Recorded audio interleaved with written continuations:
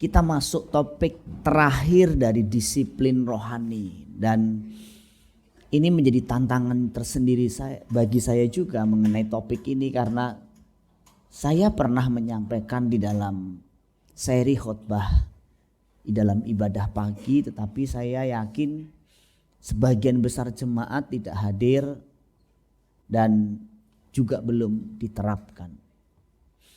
Disiplin rohani di area berpuasa ini harus dipahami dari sudut pandang perjanjian baru. Itu sebabnya dalam topik atau judul yang saya sampaikan di sana, saya menyampaikan satu pertanyaan, apakah orang Kristen harus berpuasa? Lalu bagaimana orang Kristen berpuasa? Dua hal ini akan menjadi pertanyaan yang akan kita jawab selama sesi ini. Dan kita merasa perlu belajar ini karena banyak orang Kristen menganggap bahwa disiplin ini sudah dihapus di dalam perjanjian baru. Tetapi tidak demikian. Jadi kebanyakan orang Kristen menganggap ayat-ayat tentang puasa tidak berlaku lagi dalam zaman perjanjian baru atau zaman anugerah. Karena mereka berpikir sebagian besar praktik puasa dilakukan dalam konteks perjanjian lama. Tapi nanti kita belajar bahwa dalam perjanjian baru pun bahkan Tuhan Yesus sendiri, Rasul Paulus, rasul-rasul dan jemaat mula-mula mempraktikkan puasa ini. Jadi bagaimana orang Kristen akhirnya menyimpulkan bahwa kita tidak perlu berpuasa, padahal Alkitab dalam konteks perjanjian baru bahkan Tuhan Yesus mengajarkan berpuasa, meneladankan puasa. Orang Kristen biasanya melakukan berbagai disiplin rohani seperti doa, baca Alkitab, ibadah, bersaksi, memberi, melayani. Sudah kita bahas semua. Tetapi satu yang sering diabaikan yaitu disiplin berpuasa. Wah, kita kan sudah bukan seperti dulu lagi. Kepercayaan saya kan sudah Kristen. Saya jadi Kristen karena saya menghindari puasa, kok malah ada puasa. Jadi hanya segelintir orang Kristen yang mempraktikkan puasa, hanya segelintir. Itu pun motif dan caranya mungkin saja perlu diperbaiki atau salah. Namun tetap jauh lebih baik daripada tidak pernah atau tidak praktik berpuasa. Secara sempit puasa dapat diartikan tidak makan dan tidak minum. Sebenarnya kata sarapan pagi kan dalam bahasa Inggrisnya kan breakfast. Itu sebenarnya ada kaitannya dengan puasa. Breakfast mengandung arti membatalkan puasa. Semalaman gak makan. Kan kalau tidur kan gak bisa sambil makan toh. Padahal ada juga sih tidur jam 12, makan jam setengah 12 masih makan. Ya sebenarnya idealnya kita makan sebelum jam 6 sore. Idealnya. Makan sarapan lagi sekitar jam setengah 7, jam 7. Tapi kan gaya hidup kita kan gak begitu kadang-kadang. Saya gak mengatakan saudara karena saya juga kadang-kadang masih begitu. Jam 10, jam 11 lapar masih cari makan. Padahal idealnya makan kita harusnya sebelum jam 6. Untuk sisi kesehatan. Ya. Jadi kalau kita lihat dari sisi artinya, kata puasa dalam bahasa Ibrani sum, dalam bahasa Yunaninya nistia atau nistia, yang artinya berpantang atau menahan hawa nafsu dari makan dan minum dengan tujuan memfokuskan diri kepada Allah atau untuk mencari Allah. Puasa sendiri nanti kita pelajari berkembang bukannya sekedar tidak makan tidak minum. Akhirnya nanti berkembang ke dimensi yang lain. Seperti Ayub misalnya, dalam Ayub 2 ayat 13, Ayub berpuasa tidak bicara 7 hari 7 malam. Nih yang cerewet gitu, cocok kali ya. Sudah, ayo sekarang puasa, tidak bicara selama 7 hari 7 malam. Sariawan ya? Kok gak ngomong? Ternyata dia puasa. Namanya puasa tidak bicara. Kayaknya cocok ya. Kalau buat yang mulutnya itu setiap kali ngomong nyelekit, setiap kali ngomong melukai itu cocok. Dan jenis-jenisnya nanti kita akan pelajari. Sebelum itu kita membuka Matius pasal 9 ayat 14 sampai ayat 17. Kemudian datanglah murid-murid Yohanes kepada Yesus dan berkata, "Mengapa kami dan orang Farisi berpuasa, tetapi murid-muridmu tidak?" Jawab Yesus kepada mereka, "Dapatkah sahabat mempelai laki-laki berduka cita selama mempelai itu bersama mereka? Tetapi waktunya akan tiba, waktunya akan datang, mempelai itu diambil dari mereka dan pada waktu itulah mereka akan berpuasa. Tidak seorang pun menambalkan secarik kain yang belum susut pada baju yang tua, karena jika demikian kain penambal itu akan mencapik baju itu lalu makin besarlah koyaknya. Begitu pula anggur yang baru tidak diisihkan ke dalam kantong kulit yang tua, karena jika demikian kantong itu akan koyak sehingga anggur itu terbuang dan kantong itu pun hancur. Tetapi anggur yang baru disimpan orang dalam kantong yang baru, dan dengan demikian terpeliharalah kedua-duanya." Orang Yahudi itu punya puasa yang cukup unik. Mereka punya jam puasa dari jam 6 pagi sampai jam 6 sore. Ada jenis puasa mereka yang mereka lakukan juga dalam Lukas 18 ayat 11. Mereka puasa seminggu 2 kali, Senin, Kamis. Dan itu juga pernah saya terapkan bertahun-tahun, Senin, Kamis. Kayak tokoh-tokoh besar, Billy Graham, kemudian ada beberapa hamba Tuhan terkenal, pembicara-pembicara terkenal ternyata menerapkan prinsip puasa Senin, Kamis. Kalau ditanya ini hari apa, dia tahu dari perutnya. Kalau dia nggak lapar, nih Senin. Kalau misalnya dia lapar, ya berarti bukan hari itu, berarti hari yang lain. Dan itu diterapkan oleh tokoh-tokoh gereja. Masalah nanti penerapannya kita juga akan membahas. Tuhan Yesus bukan hanya hendak mengatakan bahwa puasa itu boleh, tetapi puasa harus dipahami dengan paradigma yang baru. Kalau orang Yahudi puasanya begini, puasa kamu anak-anak kerajaan Allah, umat perjanjian baru harus berbeda. Nah, letak perbedaannya di mana? Nah, itu yang kita akan pelajari. Tadi saya katakan bahwa orang Yahudi itu punya bermacam-macam puasa. Tapi sebenarnya menurut agama Yahudi, 1 tahun mereka cuma diwajibkan 1 hari puasa sebenarnya. Wajibnya 1 hari. Tetapi dalam praktiknya mereka hampir setiap hari selama setahun puasa. Nah, itu orang Yahudi. Selalu berbuat lebih. Peraturan yang cuma 10 hukum dirubah sama dia bisa menjadi ribuan peraturan. Nah, itu orang Yahudi. Kalau kita kan kalau perlu 10 peraturan dirubah jadi 3 peraturan. Kalau orang Yahudi sengaja deh kalau peraturan ditambah lebih banyak.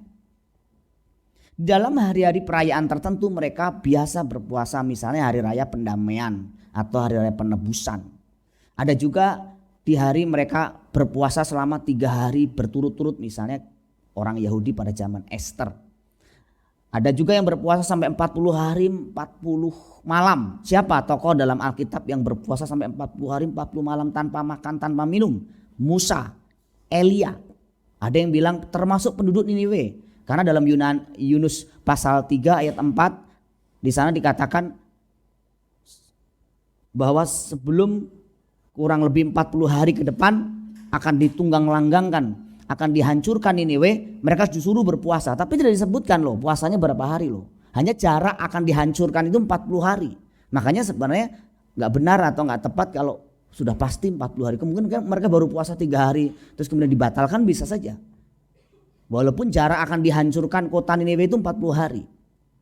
Terus kemudian ada juga yang berpantang tidak makan makanan yang lezat, hanya makan buah, air putih, sayur selama 3 minggu. Siapa contohnya? Daniel, Sadra, Mesak dan Abednego. Daniel 10 ayat 3. Ini namanya puasa Daniel. Puasa mereka macam-macam. Dan mereka melakukannya dengan ketat. Ini contoh-contoh saja ya. Contoh-contoh di dalam Alkitab. Ada begitu banyak lagi contoh yang lain. Nah, Tuhan Yesus mau menekankan bahwa semua itu baik. Tetapi harus dimaknai dengan makna yang baru. Jangan puasa kamu dimaknai dan dilakukan dengan cara-cara yang lama. Untuk cara-cara yang baru Tuhan Yesus mengajarkan di dalam Matius pasal 6 ayat 16 sampai 18. Jadi untuk soal puasa Tuhan mengajarkan. Dan apabila kamu berpuasa janganlah muram mukamu seperti orang munafik. Mereka mengubah air mukanya supaya orang melihat bahwa mereka sedang berpuasa. Ini menarik. Kenapa? Karena orang Yahudi itu memiliki konsep puasa, kalau berpuasa itu harus dirubah mukanya. Dirubah sedemikian rupa sampai tidak dikenali lagi. Itu kata yang dipakai di sana.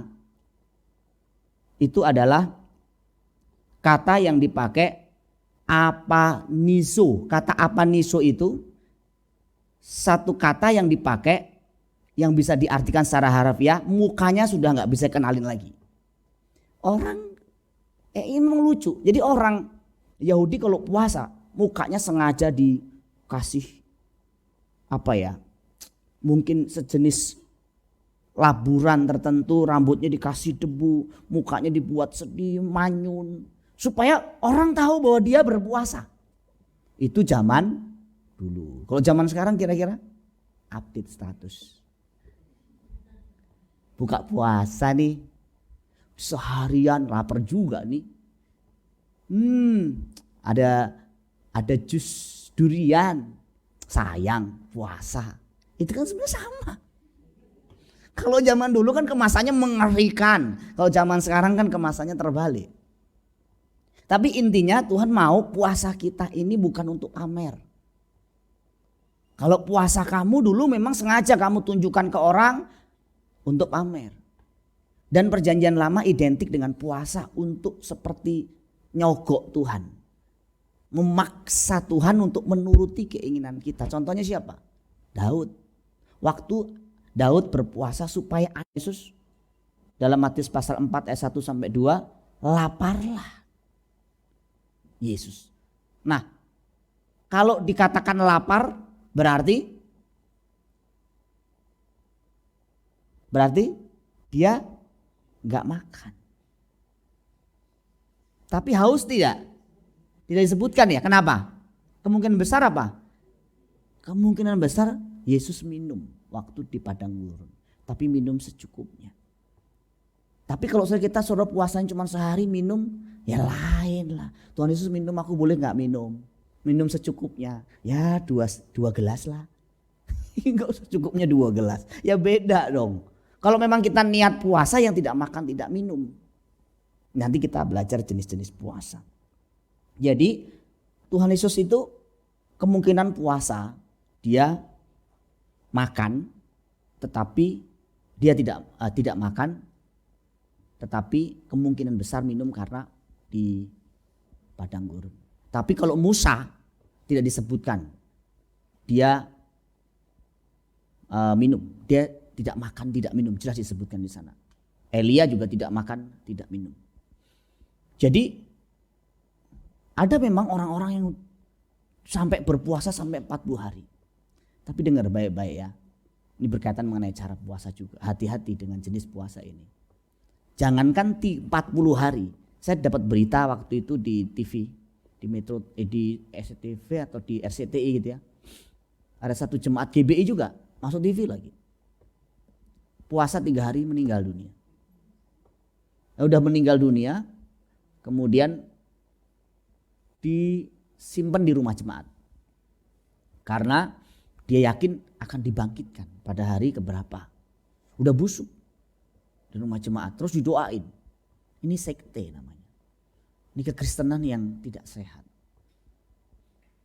Tidak makan, tidak minum selama beberapa hari. Itu beresiko seseorang dehidrasi sampai taraf tertentu kehilangan kesadaran dan meninggal dunia. Jadi nggak sederhana. Tapi saya punya teman, seorang hamba Tuhan, benar-benar puasa 40 hari 40 malam. Tidak makan, hanya minum secukupnya, air putih secukupnya. 40 hari 40 malam. Hari ke-40 saya telepon. Karena saya suruh doain kan, Pak Warno ini doain saya ya Pak. Ini hari ke-40 Bapak doain ya. Waktu sebelum puasa kayak Agung begitu badannya. Mungkin Agung perlu praktik juga ya. Badannya 40 hari 40 malam. Tapi tulis surat wasiat ya Agung.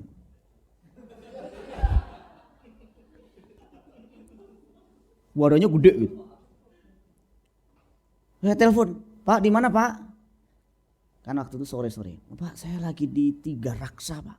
Saya naik motor nih Pak. Saya naik motor kayak terbang Pak. Puasa 40 hari tanpa makan minum air putih secukupnya. Hari ke-40 masih Tiga Raksa naik motor. Diceritakan pada hari keberapa itu diikat perutnya pakai orang-orang Jawa bilang tagen. Pakai apa namanya? Oh, apa sih? Ya tagen ya. Karena kalau enggak sakit, di malam sakit. Pada hari keberapa 30 itu sering dia dapat kayak mimpi-mimpi apa gitu. Sudah kalau ada satu kasus lagi yang Ibu Meg punya cerita, Ibu Magdalene itu sampai muntah darah. Bukan muntah darah, waktu dia batuk keluar darah, luka. Jadi nggak sederhana, orang puasa bisa sampai 40 hari, 40 malam itu satu perjalanan perjuangan yang sangat berat sekali. Tapi Yesus melakukannya, dia lakukan di padang gurun.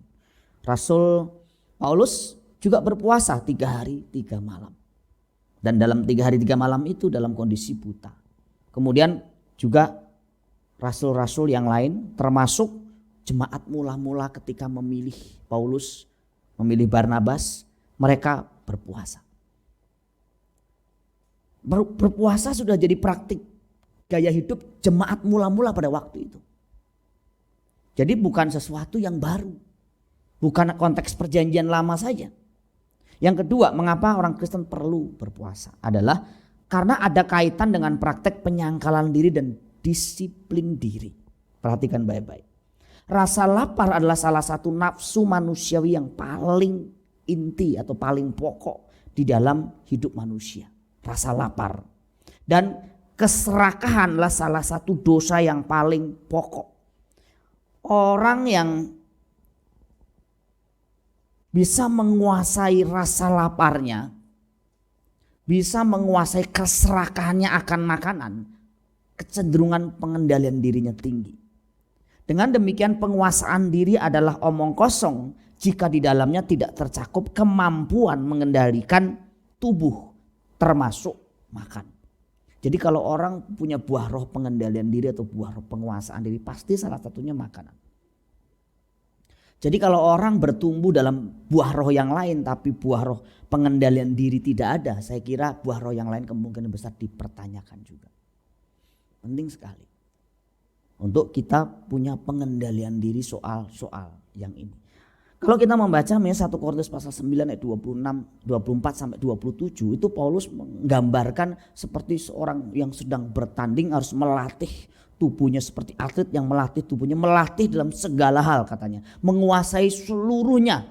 Supaya apa? Supaya dia seperti atlet bisa meraih mahkota atau meraih apa yang mahkota yang dijanjikan, mahkota abadi.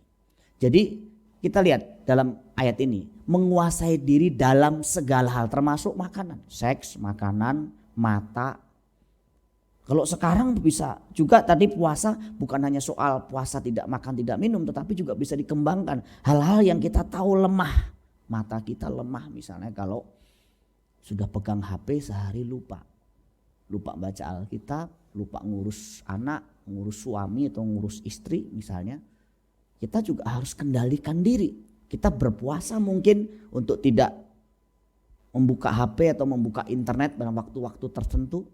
Itu soal puasa mata misalnya. Dan hal-hal yang lain. Jadi orang tidak mungkin punya penguasaan diri yang baik kalau soal makanan dia tidak punya. Bisa. Makan itu salah satu bagian yang sulit. Makanya Paulus mengatakan dalam Filipi pasal 3 ayat 19. Bahwa ada orang-orang di Filipi sana yang bertuhankan perut. Artinya apa? Pada zaman itu orang-orang itu kalau di pesta-pesta ya, mereka makan sepuasnya. Udah makan sepuasnya mereka kamar mandi. Ngapain?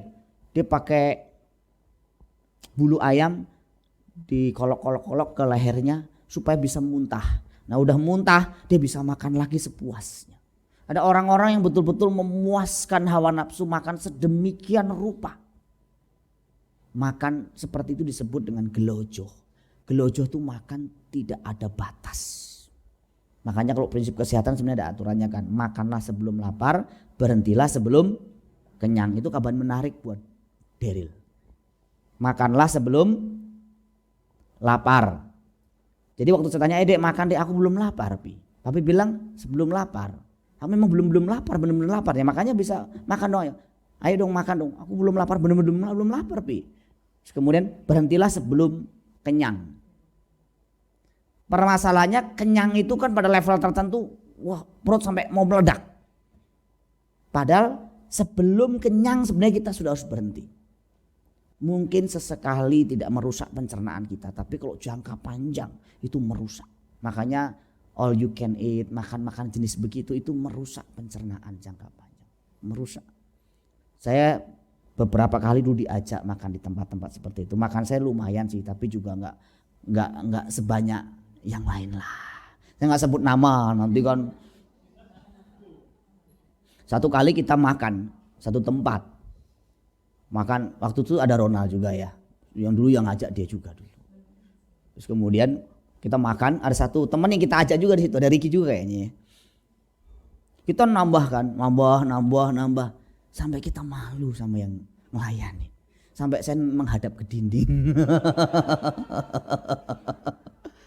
Aduh, ini makanan datang dulu kan kepiting, sapi lada hitam, udang mayones. Wah, baru datang sebentar habis, ambil lagi. Mas, isi lagi. Dalam hati saya, itu orang makan bener-bener ya. Itu taruh di mana sih itu? Sampai kita candain, kamu punya lambung ya di paha. Saking makan itu bener-bener, waduh benernya banyaknya. Memang ada orang-orang yang soal makan, dia soal yang lain menang, seks dia menang. Soal uang di yang lain misalnya gila jabatan dia menang. Soal makan dia gak menang misalnya. Ada juga orang begitu. Kalau hidup itu dihabisin di uang. Dimakan. Uangnya juga habis buat makan. Kalau makan dia gak sayang, keluar jutaan. Kalau perlu 10 juta, 5 juta dia gak sayang. Tapi untuk pekerjaan Allah, untuk nolong orang, bahkan untuk saudara sendiri yang miskin bantu, dia gak rela. Tapi kalau makan, wah, ada orang yang lemahnya di misalnya soal barang-barang branded, penampilan. Semua barang bagus dibeli, barang-barang mahal dibeli. Dia gak sayang. Itu kan di area itu juga harus belajar puasa. Kalau lihat barang bagus, barang baru, topi baru, sepatu baru, jaket baru, gatel, pengen beli. Itu juga harus puasa. Ada yang puasa, ada orang gak tahan soal ini ya. Misalnya dandan, cat rambut lah, terus kemudian ganti alis lah, macam-macam itu udah bener tuh. Hidung sudah lurus dibengkokin ke kiri lah, dibengkokin ke kanan lah. Kayaknya perlu puasa juga tuh kayak itu. Ada orang-orang begitu ada. Tapi ada juga emang gila kuliner. Kuliner sampai ke mana, ke puncak, kemana tuh kadang saya pernah diajakkan. Yuk Pak, ikut saya yuk, ikut kami yuk. Saya kira ya sudahlah ikutlah. Dijemput ya Pak? Ya. Oh dijemput ada 3 mobil bapak-bapak. Kemana ini? Wah enak pokoknya Pak. Pokoknya Bapak ikut aja. Ya. Tutup mata gak apa-apa Pak. Jualan. Oh gak nyampe ya. Udah lapar juga ini. Dari jam berapa? Jam 6, jam setengah 7 nyampe setengah 10-an malam. Terus masuk gang. Saya bilang yang mana ini ya? Set. Berhenti di pinggir sungai. Bayangan saya tuh kalau makan tempat restoran yang bagus. Apa kan orang-orang kaya yang ngajak. Di pinggir sungai. Di tenda kecil, tempatnya jorok, belakangnya itu kali hitam. Pak di sini enak Pak, coba Pak. Dalam hati saya hilang sudah selera aku. Udah jauh-jauh ke ujung bumi sana, makannya begitu, santan lagi malam-malam, santan. Aduh saya bilang, terus jeroan, aduh saya bilang. Tapi demi menyenangkan mereka saja sedikit. Tapi dalam hati saya, lain kali wajak saya lagi, awas lah ya. Jadi emang ada orang yang sampai gila kuliner, gila belanja, gila nonton. Ada orang nonton hari Minggu nih saudara, dari jam 12 keluar lagi sekitar jam 12 malam juga malam. 12 siang sampai 12 malam. Yang ketawa mungkin punya pengalaman. Apakah Heri punya pengalaman? Loh, saya ngomong begini bener-bener orang punya pengalaman. Kan saya capek, Senin sampai Sabtu saya kerja, Minggu saya puas-puasin. Nah itu berhalanya. Berani nggak kita mengambil keputusan? Enggak, saya puasa. Wah itu juga sama kayak kita mungkin biasa ngerokok atau yang ngerokok ya, saya nggak tahu rasanya rokok soalnya. Yang biasa ngerokok terus tiba-tiba nggak ngerokok kan kayak candu ya, kayak seperti sakau gitu kalau minum apa itu. Sama kalau biasa nonton nggak nonton, aduh, pengen nonton gatal nih, pengen nonton. Sampai sana tadi ya tentang disiplin. Jadi kita harus belajar menguasai segala hal. Ada hal-hal yang memang kalau kita sudah jadi candu puasa. Ada ya orang ya dikit-dikit buka HP, dikit-dikit buka HP. Jarak berapa menit buka HP. Kayak nggak ada kerjaan, dikit-dikit buka HP, dikit-dikit buka HP. Ya buka HP untuk mengecek hal-hal penting. Kalau saya sebagai hamba Tuhan perlu, kalau ada jemaat melayani perlu. Laporan-laporan saya buat di media sosial untuk kegiatan-kegiatan memang saya lakukan di HP. Kegiatan saya ini hampir semua menggunakan alat ini. Bukan karena sedikit-sedikit update status. Lagi bete nih. Lagi di pinggir sungai. Nggak tahu ngapain itu. Aduh. Makan. Belum dimakan, foto dulu. Cekret. Pause. Ya bukan enggak boleh, tapi setiap kali makan begitu loh, saya perhatiin. Saya lagi makan, habis saya doa, dia juga selesai moto. Terus dia bilang, maksudnya ya harusnya sih makan dulu, harusnya doa dulu ya, bukan foto dulu ya kak ya. Tahu tuh. Ada emak-emak mau moto, anaknya sudah makan, dimarahin di mall SMS. Hah? Jadi rusak kan? Jadi rusak kan, mesti kan ditata gitu kan. Kalau makan baru muncul kan bagus kan. Dimarahin anaknya gara-gara anaknya udah lapar langsung dimakan. Dimarahin. Ya itu perlu puasa itu. Yang gila media sosial tuh perlu puasa. Gila update status tuh perlu puasa itu. Perlu. Udahlah, saya seminggu sekali aja update status. Mungkin perlu gitu. Aduh. Yang ketiga, puasa sebagai bentuk penyesalan yang mendalam bahwa seorang berdosa. Misalnya pada kasus Daud, penduduk Niniwe, mereka berpuasa karena menyesal. Kalau kita melakukan satu dosa tertentu atau jatuh dalam dosa tertentu, kita mau meratapi dosa kita, puasa dianjurkan. Tuhan, aku jatuh. Ya jenis kejatuhannya bisa beda-beda. Pagi tidak makan sampai minimal sore. Kalau bisa lagi lanjut lagi, habis makan sore lanjut lagi sampai mungkin berhari-hari. Penyesalan dosa itu bagus. Itu bagus. Tapi kalau misalnya saya sudah terbiasa nggak makan kayak Agung misalnya ya. Biasa nggak makan telah dihitung puasa nggak?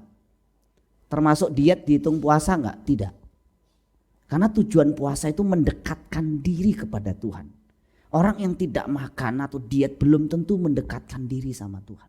Mungkin juga karena memang gaya hidupnya tidak teratur. Karena tujuan dari puasa itu ya kita memang pengen mendekatkan diri sama Tuhan. Dan ada kalau tadi ada dosa-dosa tertentu yang kita mau akui, kita konsentrasi kepada penyesalan kita dan kita tidak makan. Sengaja kita gak makan, gak keluar, gak kemana, kita meratapi dosa kita. Gak selalu dosa-dosa moral yang besar, kadang-kadang diingatkan sesuatu. Sudah lama tidak membaca Alkitab. Sudah lama tidak berdoa pribadi. Sudah lama tidak melayani Tuhan. Mungkin sempat ngomong kata-kata yang tidak terkontrol. Aduh, saya harus mencoba mendekatkan diri lagi sama Tuhan untuk berpuasa. Yang keempat, sebagai ungkapan perendahan diri di hadapan Tuhan. Jadi sengaja memang mencari Tuhan, konsentrasinya supaya gak terpecah, gak makan, gak minum. Karena orang lagi konsentrasi, lagi mungkin sehari itu saya mau doa penyembahan aja deh. Pas jam, kalau kerja berarti jam makan saya mau pakai untuk penyembahan, untuk doa. Sengaja gak makan, lumayan kan kalau istirahatnya misalnya hari jam berapa istirahatnya? Terserah, oh jam 12 sampai jam? Terserah, oh, sampai jam 1, jam 2. Selama 2 jam itu saya pakai untuk doa, pujian, penyembahan, aku gak makan. Nah itu penting, itu bagus. Jam sarapan saya pakai untuk doa lebih banyak, nyembah lebih banyak. Karena waktu-waktunya kan padat. Ada orang-orang kan waktunya longgar, ada orang-orang waktu padat sekali. Dan waktu padat dipakai untuk sekedar doa nyembah Tuhan. Dan tidak makan, tidak minum. Itu konsentrasi memang fokus ke sana. Yang kelima, sengaja tidak makan dan mungkin tidak membeli minuman-minuman tertentu agar nilai uangnya termasuk mungkin gak nonton, gak beli barang bagus, barang branded yang biasa salon dikurangi ke salonnya atau puasa ke salon yang gak perlu-perlu amat. Supaya uangnya bisa dialokasikan untuk membantu orang miskin. Total saudara nonton sebulan berapa? Makan di mall berapa? Kalkulasi selama 1 bulan. Itu bisa mengagetkan. Makan di luar yang sudah pakai untuk makan di luar dikalkulasi selama 1 bulan. Nonton selama 1 bulan. Itu kalau sudah gak pakai itu bisa jutaan kadang. Nah, itu kalau dipakai untuk nolong orang, untuk bantu orang, orang terberkati sekali. Apalagi yang tadi sudah sampai ketagihan nonton misalnya. Kalau seminggu nonton sampai 3-4 kali. 3-4 kali kalau misalnya dia hitung misalnya satu keluarganya 4 orang kalikan. Belum makan di mallnya. Dihitung dikalkulasi. Wah itu jutaan. Dan uang 1-2 juta itu untuk orang yang kelaparan yang tidak bisa makan. Itu berarti sekali. Saudara perlu ngerti gini loh. Itu nanti tujuan yang berikutnya. Tujuan yang ke-6. Kita kadang puasa supaya bisa menghayati keberadaan orang yang lapar. Sampai kita menghayati itu karena kita bisa menghayati karena kita merasakan. Nah kita kalau gak pernah tahu namanya lapar, gemeteran, mau makan gak ada uang. Kita sulit untuk nolong orang seperti itu. Sulit sekali, percaya sama saya. Dan gampang bersyukur sama Tuhan. Kalau kita sering begitu kita nanti akan bisa mensyukuri. Ya ampun aku tuh ternyata banyak makan di rumah. Ternyata uangku melimpah. Ternyata di 5 hari di kulkasku ternyata banyak makanan. Wah puji Tuhan. Jadi kita akan mengucap syukur sama Tuhan. Makanya anak-anak yang susah makan itu cara terbaiknya ajak puasa. Sekali lagi Daryl suka. Ore puasa. Tapi pernah satu kali kita ajak puasa. Daryl Pak Theo ya. Saya lupa Daryl kayaknya. Baru jam 11 gitu. Theo kayak dulu. Pi, setengah 12. Kita jalan dulu Pi. Supaya nanti pesan makanan hitung-hitung juga jam 12 juga. Kadang-kadang memang perlu latihan. Karena makanan melimpah gak dihargai. Sekali waktu gak ada sarapan, gak ada makan siang. Bener-bener juga gak boleh mengemil. Gak boleh minum. Nah itu baru bisa merasakan gemeteran makan. Mau pengen makan. Dan pengen makan tapi tidak boleh makan. Atau tidak harus makan. Karena komitmen. Aduh. Pengen makan nih. Nah itu penguasaan diri kita. Rasa syukur kita juga nanti akan bertumbuh. Oh ya Tuhan ternyata aku tuh selama ini melimpah dengan makanan. Melimpah dengan barang-barang. Kok aku gak mengucap syukur sama Tuhan ya. Tapi dengan kita banyak puasa nanti kita gampang mensyukuri berkat Tuhan. Makanya orang tua saya, yang saya sering bilang makan lauk yang paling enak itu adalah lapar. Lauk yang paling enak apa? Lapar. Orang kalau kelaparan gemeteran dihajar apa saja. Saya beberapa hari yang lalu kan saya jarang ngepel kan. Sekarang ngepel lagi karena gak ada mbak. Ngepel dari lantai 1, lantai 2, lantai 3. Ngantar anak dulu kan habis itu ngepel. Bangun pagi jam 4:30 doa biasanya kan saya. Terus kemudian ngantar anak bantu juga kadang mandiin Daryl. Itu langsung ngepel apa segala macam. Persiapan buat renungan apa macam-macam. Jam 10:30 tuh saya gemeteran. Kok lapar banget ya. Lapar banget ya. Keringatan semua gemeteran. Terus saya tanya, Mami masak gak? Aduh gak ada Pi, tadi cuma buat Dede. Waduh lapar lagi, gimana nih.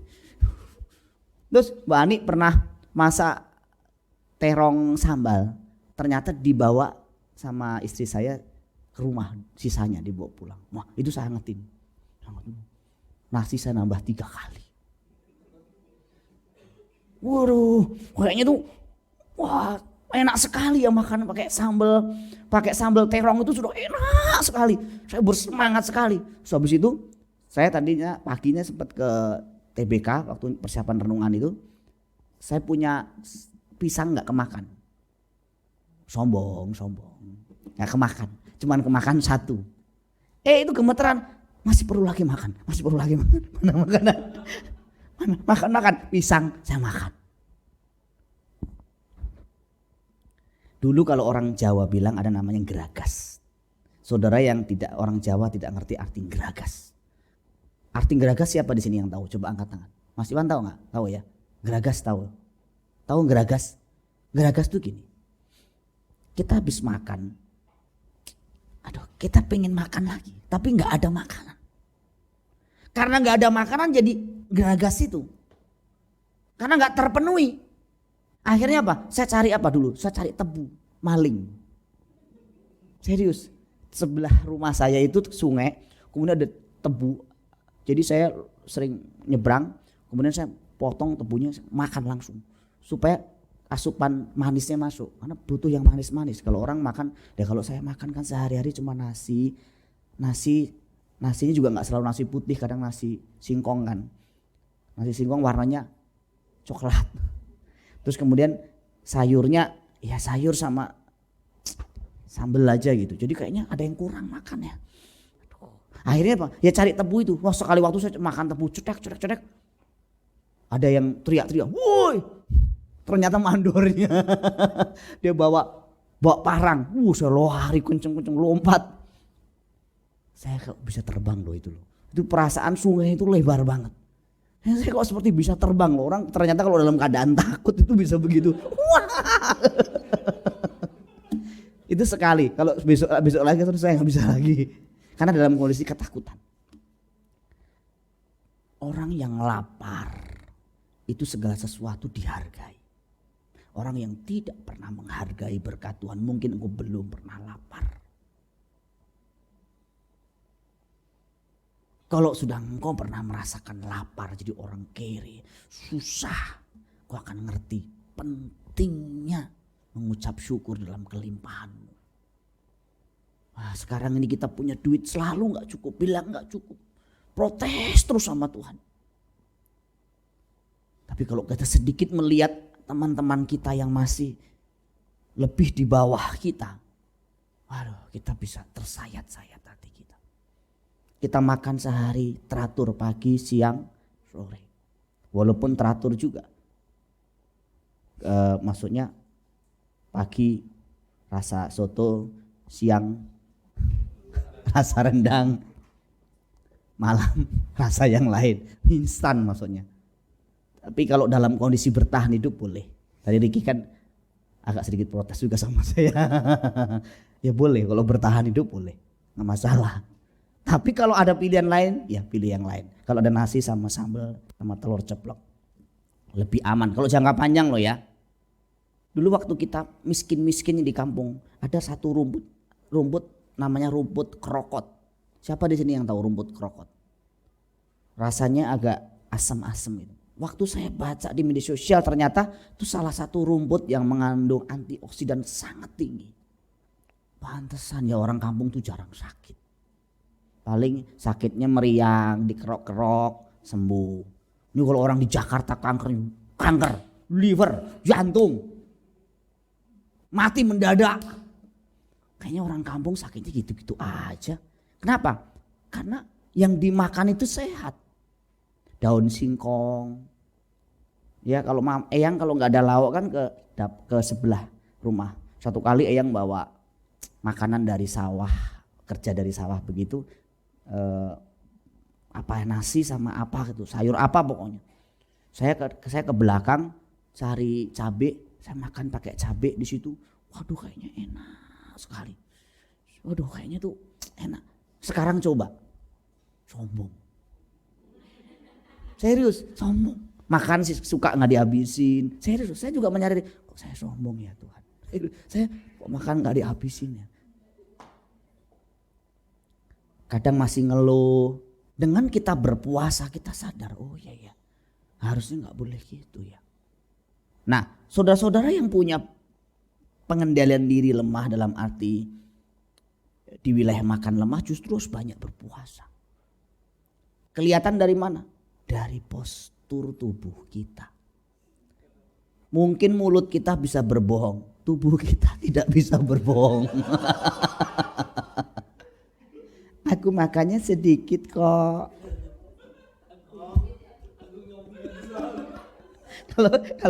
Kalau yang perempuan kan, aku makannya sedikit kok.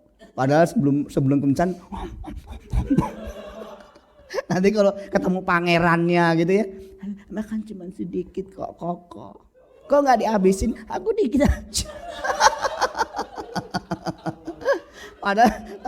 Padahal di rumah, wah. Kadang-kadang istri saya kalau naik motor sama saya sengaja tuh dipegang ini. Saya punya. Sebelah sini kan agak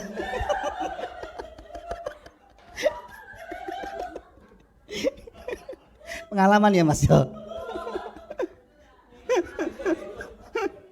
Itu samcannya ya. Tadi waktu saya duduk sini Agung bilang, itu apa itu Kak?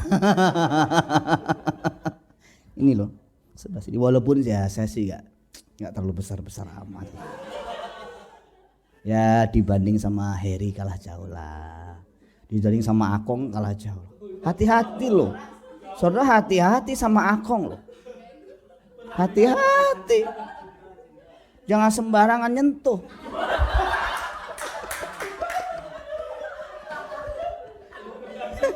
Bisa patah loh.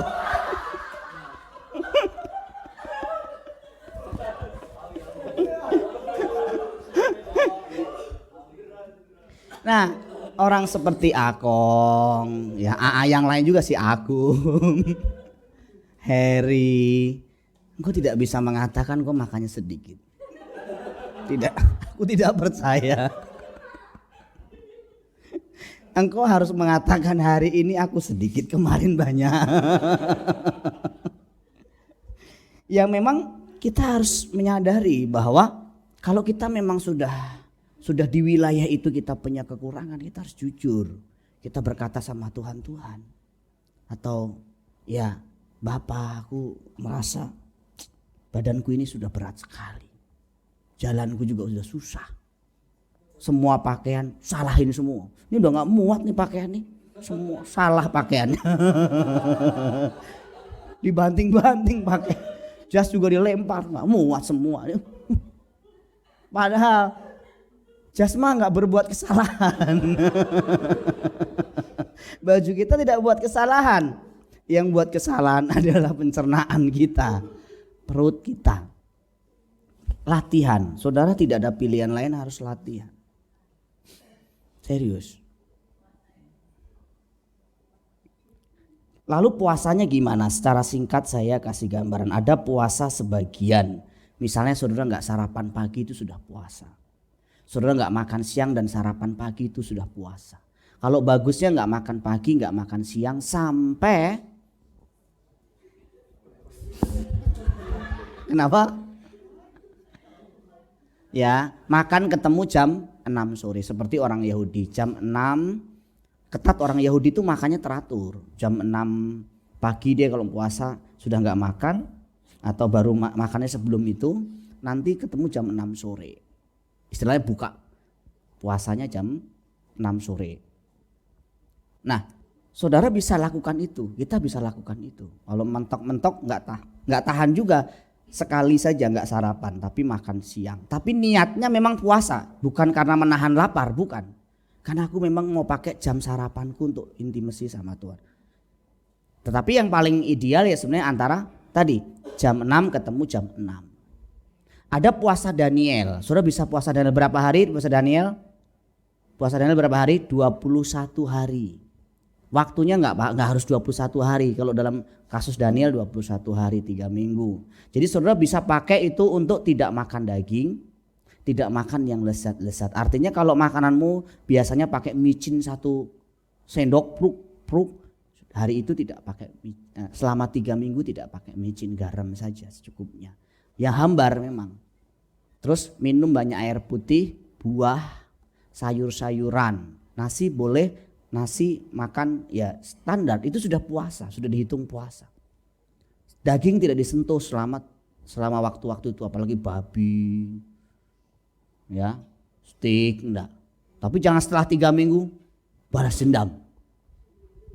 Wah semua dimakan. Pesen yang all you can itu semua dimakan. Ya sama juga kan tujuannya nggak tercapai dong. Kan tujuannya itu adalah untuk kita melatih pengendalian diri kita. Kalau ada ya orang puasa dulu waktu saya masih sebelum kenal Tuhan ya. Puasanya itu gini Saudara. Kalau sudah jam 6 kan tunggu azan kan. Dung gitu. Sebelum jam 6 saya udah bilang sama Eyang, siapin. Saya kadang saya taruh di kamar sendiri. Ini makan, ini lauknya ini saya tungguin. Tunggu apa? Tunggu beduk. Jadi sudah nunggu begini Saudara. Jadi kalau jam kan itu kurang jam 6 kurang seperempat kan bunyi itu. Saya tungguin. Dong. Saking lapar gemeteran. Jadi udah gemeteran. Tapi habis itu kalau ada kesempatan lagi makan lagi sampai pagi pun saya jalanin. Ya itu kita nggak menang. Tujuan puasa bukan itu. Tujuan puasa akhirnya kita sudah punya penguasaan diri atas makanan. Ada makanan lezat, ada makanan enak biasa aja. Tidak mengendalikan kita lagi. Ya bukan tidak boleh. Pada batas tertentu yang masih standar silahkan. Kadang-kadang istri saya masak babi juga. Kemarin juga masak babi tapi memang gak saya sentuh. Babi ini kuping lupi. Ya sesekali kadang-kadang pas makan bubur kamseng saya ada pengen. Tapi sesekali tidak setiap hari atau bahkan belum tentu sebulan sekali juga. Belum tentu juga kadang setahun sekali gak selalu. Tetapi ada saatnya memang tubuh kita perlu daging. Perlu. Gak masalah juga. Tapi lihat juga, kita bisa cek kolesterol kita kan udah tinggi, gula kita udah tinggi, asam urat kita udah tinggi. Jangan hajar dong. Marno asam uratnya berapa? Udah hilang. Gak ada hilang. Yang ada pada batas normal, gak mungkin gak ada sama sekali. Misalnya asam urat laki-laki kan maksimal misalnya 7 ya kalau gak salah ya. Kalau kita sudah 7,5 ya kita harus kontrol gak makan jeru-jeruan. Misalnya gitu ya, kita ngerti sendiri gitu. Atau kolesterol kita sudah tinggi, LDL kita tinggi sekali gitu ya. Goreng-gorengan stop sama sekali. Roti, mie kita stop sama sekali. Kalau gula kita tinggi sama sekali kita nggak makan gula. Kita sendiri tahu, nah itu termasuk bagian dari pengendalian diri. Puasa pada level-level tertentu. Ada juga orang yang puasa sampai penuh. Misalnya tadi selama 3 hari berturut-turut. Di satu gereja, saya nggak sebut denominasinya, mereka sering cerita kepada saya setiap tahun seluruh pengerja, full timer dan aktivis akan ke puncak untuk puasa 3 hari 3 malam, selalu tiap tahun. Dulu, saya juga ada yang pengen terapin di SBC, serius. Setahun sekali kita berpuasa bersama, berdoa bersama, dan mereka hanya disuruh bawa madu. Kalau 3 hari itu mereka nggak tahan, mereka minum madu untuk dikala puasa itu. Minimal kalau enggak ya puasa selama 3 hari tapi jam 6 sore makan. Ketemu lagi jam 6 pagi. Nah kalau kita ke puncak kan tengah malam kita cari kambing. Nah kalau kita puasa kan nggak bisa cari kambing. Ayo kita berdoa, kita sembah Tuhan. Kok saya yakin Ronald nggak ikut ya? Jadi kita bisa memang khusus untuk doa, untuk puasa. Saya dengar dari gereja papanya Ronald, mamanya Ronald cerita. Pengurus di sana wajib puasa seminggu 1 sampai 2 kali. Pengurus itu wajib puasa 1 sampai 2 kali seminggu. Wajib. Pengurus SBC itu enak tenang. Enak. Doa seperti gak diwajibkan, apalagi puasa gak ada. Enak banget ya. Rapat jarang. Kunjungan gak wajib. Hampir semua pengurus gereja itu semuanya wajib. Tidak ada pengecualian. Itu ketat. Apalagi kalau gereja Pantekosta. Puasa itu wajib. Tetapi tahun 2019 kita akan mulai masuk ke bulan-bulan di mana kita sediakan waktu untuk berpuasa. Kita latihan. Kita bohong kalau kita khotbah mengajarkan tentang puasa, kita tidak puasa. Buat apa kita mendengar berita tentang puasa kita tidak puasa? Saya mau mengatakan, saya mengajarkan tentang puasa. Saya juga minimal telah praktek puasa bertahun-tahun. Sampai kadang-kadang kebablasan juga. Badan saya tuh juga kurus kering. Habis. Saya juga gak pengen juga. Saya juga pengen punya tubuh ideal dong. Sebenarnya tubuh saya ini belum ideal-ideal amat loh. Serius, berat saya ini tinggi saya kan 150. Tinggi saya 158 atau 56. Berat saya 56, 57, mentok di 57. Susah banget naik ke 58. Semua kan saya hajar setiap hari pun tidak sampai 58. Saya juga bingung. Tapi sekali saya nggak sarapan, turun langsung 1 kilo. Saya nggak sarapan sekali nih, langsung turun. Saya sakit, turunnya langsung 3 kilo, 4 kilo. Langsung. Saya gampang banget nurun, naik itu setengah mati, susahnya. Tapi kalau aku nggak yang terbalik ya. Aku nggak yang terbalik ya. Saya gampang banget nurunin. Nurun tuh gampang banget. Saya kira ibu-ibu tuh kayaknya nurunin perjuangan banget ya. Iya, perjuangan benar gitu. Kalau saya nggak sarapannya langsung turun. Tapi saya juga mau menjaga karena saya kalau kurus banget, saya jerangkong hidup juga. Itu aja sebenarnya saya. Tetapi ya kita tetap akan mempraktekannya. Saya kira itu saja yang perlu saya sampaikan dulu. Tuhan memberkati kita sekalian. Amin.